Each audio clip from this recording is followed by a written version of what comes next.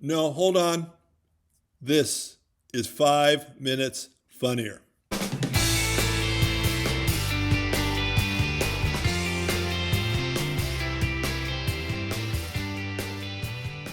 Hi, I'm Jimmy England for 5 Minutes Funnier, the comedy how-to. Yes, I still have my cold, but I really want to talk about this subject today, and because I do think it's very, very important. I'm not sure how long this video is going to go on because I've got a lot to say about it and a lot to explain about it, to be honest with you.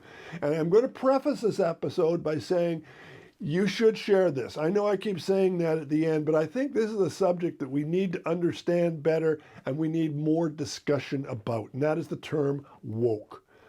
First of all, where did woke come from? We seem to think it happened within the last 5 or 10 years. As a matter of fact, the term woke came from the 1940s, and it referred to disadvantaged blacks who were taken advantage of, and well, I don't need to tell you the history of what it's been like to be black in the United States and in other countries.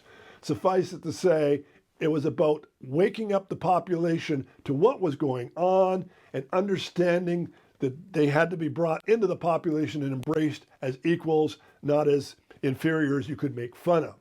And it's not just blacks, by the way, who have objected to this in the past. There's a whole history of blacks, Irish, Chinese, and what have you, through the years that objected to being treated this way.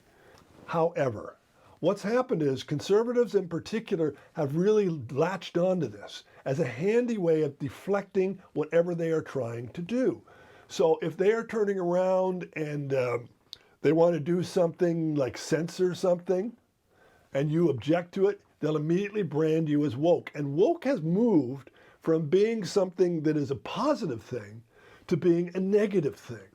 And that's unfortunate because comedians, all the time when we have these discussions, we refer to woke people. When somebody objects to something we are saying, it's not that they are woke. They are trying to censor us for their own political or cultural needs. This is not new. Unlike a lot of you out there who are watching these videos, I have lived through a lot of different things.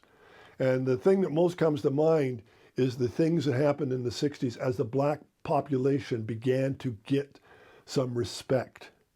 And the arguments against them are the same arguments we are hearing today against woke culture.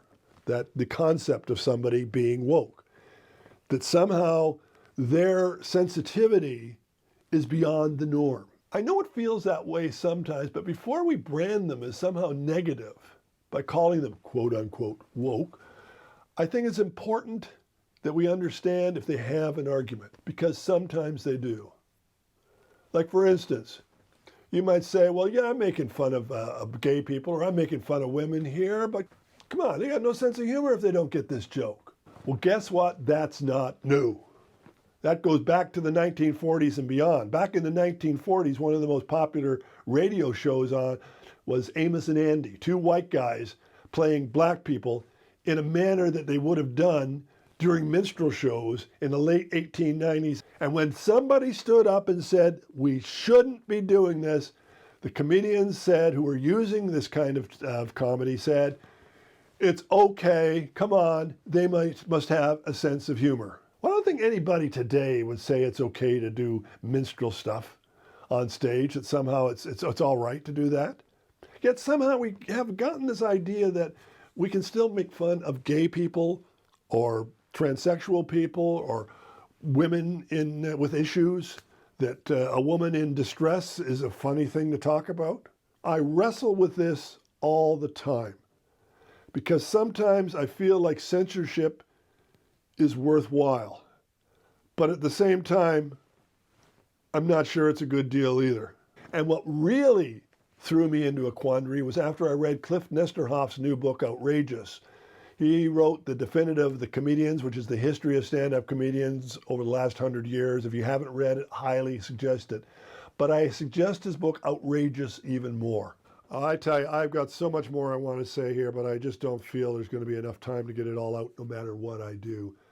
If I have one source point for you to come back to, it's that when somebody out there objects to you and you feel you are being censored by them, and remember, it is censorship, then you need to remember, are you on the right side of history? Are you going down that same route that all kinds of comedians before you have done, who sat there and as the world changed around them, they refused to change. We are in a period of transition. Things are changing once again. I have been through it twice. I have been through it in the 60s as black culture began to be accepted and respected. I went through the same thing again in the 80s when everything became family oriented, and TV changed for the worst. And now here am I at my age, 74 years old, and I'm going through the same thing all again. Life is changing for us. Things that were funny before are not funny anymore. It's very important that we get ahead of the curve as comedians. We have to do a lot of thinking about those jokes that we do that might be on the edge. Read Outrageous, because then you can read about how all these people who used to make a living doing what you're doing essentially, lost their living when the world changed and they didn't change with it. I don't know if this is going to have the impact I want it to have. I certainly hope it does. But I do want to say, continue to be funny.